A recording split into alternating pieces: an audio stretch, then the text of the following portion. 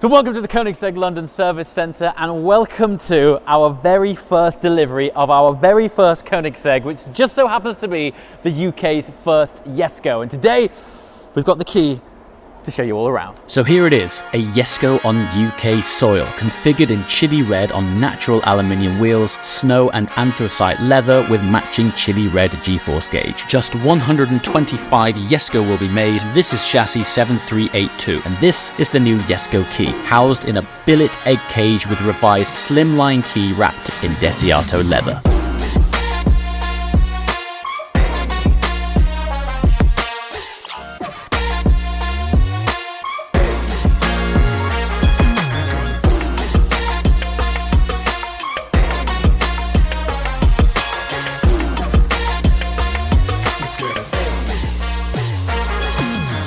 Okay, so at the press of a button, this is ghost mode activated, which is making use of what Koenigsegg call robotized auto skin, which allows all of the articulated body panels of Jesko to automatically open and close off the newly designed key. It is hyper cool. Now around here, and we started in this mode because we got to talk about the business end of this car. In there is a twin turbocharged 5-litre flat plane crank V8 capable of developing 1,600 horsepower running E85 ethanol fuel. This thing is unbelievable. Now I feel the need to set context. So let's benchmark a GT3 RS. Let's take a 992 GT3 RS.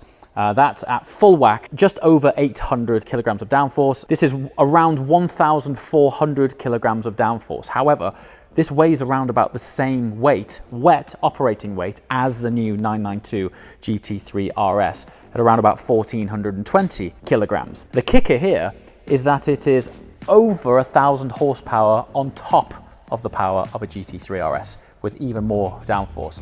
The numbers are brain scrambling and quite soon we'll bring you a first drive. Before we do that, we're going to dive deep into the specific specification of this car and introduce you to our first Jesko at Koenigsegg London. Now, but before we close this panel down, we have to speak about one of the hero components of Jesko, which is the LST, the light speed transmission. Now, this is a remarkable innovation. It is a proprietary piece of technology from Koenigsegg, and as Christian keeps correctly reminding me, this gearbox doesn't shift gears, it actually actuates clutches. So it's actually a 9-speed gearbox, or you could refer to it as a clutch box, and it's a set of compounding clutches. So you don't change gear, it actuates clutch sets. It's really trick, but what it allows for is a 30 millisecond shift speed. It allows for the gearbox itself to weigh 90 kilograms. As a dimension and size profile, I want to draw your eye to the fact that that there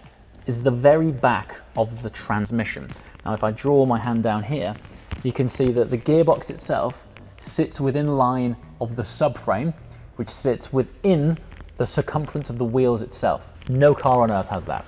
Normally, you would look here and the transmission housing would be hanging where the exhaust is right now. Right now, this is just exhaust, plenty of space for heat dissipation. It's compact, it's light, it's still capable of dealing with massive amounts of torque, but still able to shift faster than a twin clutch box and select any available gear ratios at any time. Now, on the topic of downforce, this wing is one of the most advanced and impressive wings that I've seen on a road car.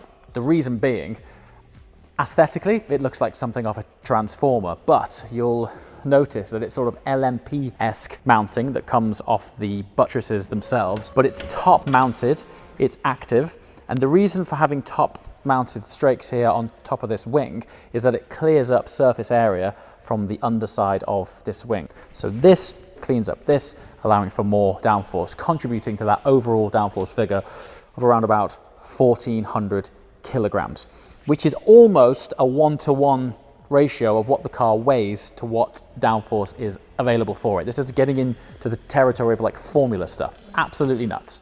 All right, next up, we're going to talk about aero some more, just to contextualize it. And also, I think the front of this car is one of those supporting features that really drills home that every single panel on this thing is carbon fiber. Even the bits that you don't immediately see, which is contributing to that incredible power to weight ratio. The only other Koenigsegg prior to this that you can't store the roof in the front of the car was the 1-to-1. And this is the next car in line where you can still remove the roof, but in the Jesko Attack, which is this version, you can't actually store it in the front. And the reason for that is this air dam here.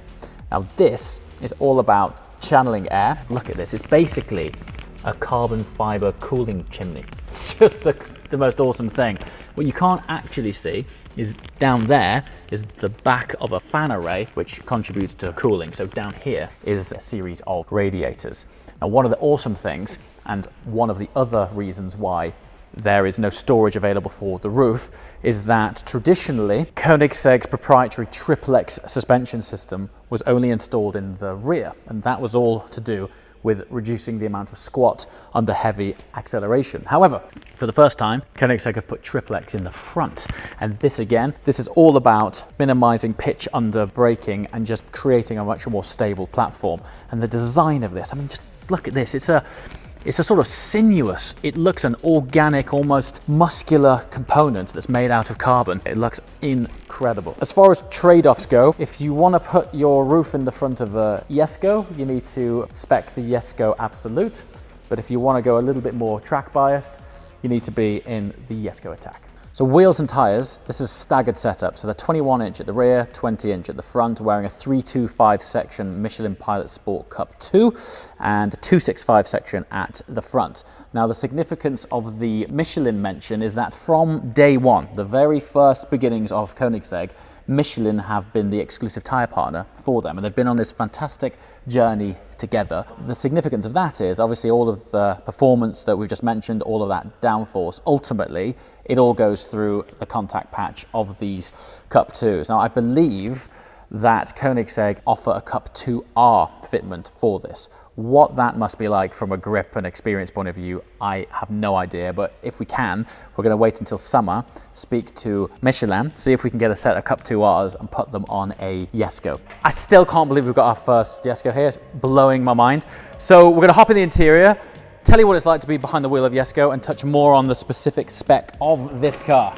Okay, first things first, and whatever you think of this feature, I think it's defining. It's so good.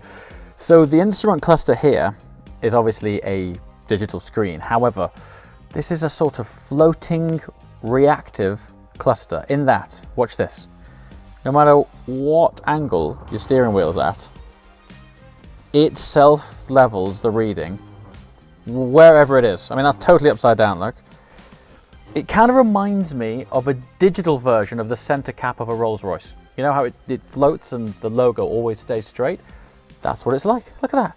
So no matter where you are, you always know where you're at from a point of view of speed. So let's also talk about the J-curve in quality and just overall tolerance and fit out. I mean, Regera was immeasurably spectacular.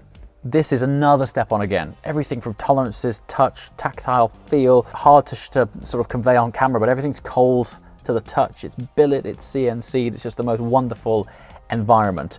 Now, going back to the gearbox, this is where you're able to select any available gear at any time. So rather than, having to work your way sequentially down a box like you would do even in a twin clutch box, you're able to hold this. If you push it over there, you're able to hold this up or down and it will jump to the lowest or highest available gear or clutch set based on the RPM which is available to you. So say you're in 7th, you can push that forwards and if the RPMs are there, it could, in theory, immediately jump to 2nd, which in something which is capable of developing 1600 horsepower is substantial. As soon as the sun comes back out, that's something that I want to take you along for the experience of, because it is neck-shatteringly spectacular. Now, you'd be forgiven for thinking that something with this performance, with a track bias nature, isn't necessarily something that you would use on the road that often. I honestly think you could daily drive this car. Now, Christian and I went out during Monterey Car Week around the suburbs of Monterey, and I think we averaged about 30 miles an hour. And we were in it, and we were in auto mode, and we were just driving around. It's got front axle lift, and you're able to adjust it for any speed bumps or steep drives. You can really use this in a way that 1600 horsepower would not suggest possible. It's super easy. We've moved it around the service center here, no problem, in and out of small gaps, plenty of steering lock. And then you've got mod cons and daily creature comforts like Apple CarPlay and wireless charging. So it's a lot more usable proposition than you might think with something with 1,400 kilograms of downforce and 1,600 horsepower. And then we have something which is a first on Koenigsegg interiors, which is sort of tactile screens which are implanted within the steering wheel itself. So in here you're able to go through menus, cycle through things like your trip, your odometer, axle lifts. Now, entirely new infotainment screen. Koenigsegg have been developing this for a long time. One of the technologies which has evolved greatly is over-the-air updates. So you're able to roll into your garage, or frankly, if you can connect your Koenigsegg, or Jesko in this particular case, if you can connect Jesko to a Wi-Fi network, Koenigsegg are constantly developing these cars. Even with Regera, just because that program has, from a production point of view, has been discontinued, it doesn't mean they stop evolving it. So they can provide over-the-air software updates that can improve calibration of gearbox, improve engine performance, they can do software maps, but interestingly, if they want to, they can reconfigure the infotainment here. So they can add new features, they can talk about performance tweaks, and you can read torque and gearbox temps and things like that. However, if you go into this mode here, this is where you control fun mode. I mean, this as well, this setting right here suggests just how Koenigsegg are positioning this as something that you can very easily live with on the road, because you've got a comfort mode in a 1,600 horsepower capable hypercar and wet and snow mode. I mean, I think that's something that you perhaps might not expect from a car like this. Sport is, I guess, your sort of standard driving mode, and then track. And within track, check this out. And this is where things get super cool. So you're able to toggle on and off traction control, brave in this car. Electronic stability control, you can adapt that. But interestingly, if you slide this slider here, you could adjust, quote, how much lift-off, turn-in, oversteer you would like to dial into the profile of your driving characteristic. How trick is that? And then finally, what self-respecting first look video would be complete without startup and an exhaust tone? Jesko doesn't have a conventional flywheel. So the way this thing revs is like a superbike in neutral. It's absolutely bonkers. Now this is a cold start, so we won't be doing anything daft, but you get the idea.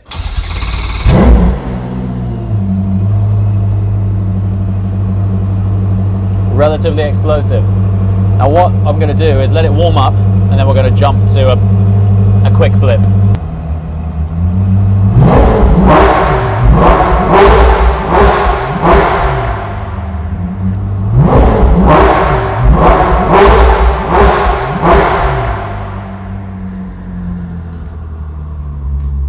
Honestly, I have never felt throttle pickup like that. It is intimidatingly awesome. What an incredible machine. Another thing, you might be wondering, what on earth is that red thing on the dash? That is an analog G-meter reader. Now, Christian tells me that inside the back of that contraption operates similar to sort of Swiss watch. So the engineering that's gone into it is fascinating. And the next time I go to the factory, I'm going to ask them if we can crack one open and find out how it works. But effectively, that is a sort of artisan tip of the hat to this car being all about the theatre and the experience, and it just is an interesting way of reading G's. All right, so there we go. Well, I mean, top line, we're just super pumped and really honoured and super proud to be able to share this moment. We only announced our dealership halfway through this year, so to be ending the year delivering our first Koenigsegg, and it's a Jesko no less, is an amazing thing. So stay tuned, because I've got a funny feeling that you're going to be seeing a lot more of this car, and we might even be able to bring you a first drive yet. So maybe by the time this video goes live, the Koenigsegg London showroom should be open, and we're going to debut this car in there as the first car to roll through those doors. So stay tuned to that. As always, thank you so much for watching, and we'll see you next time. Ciao.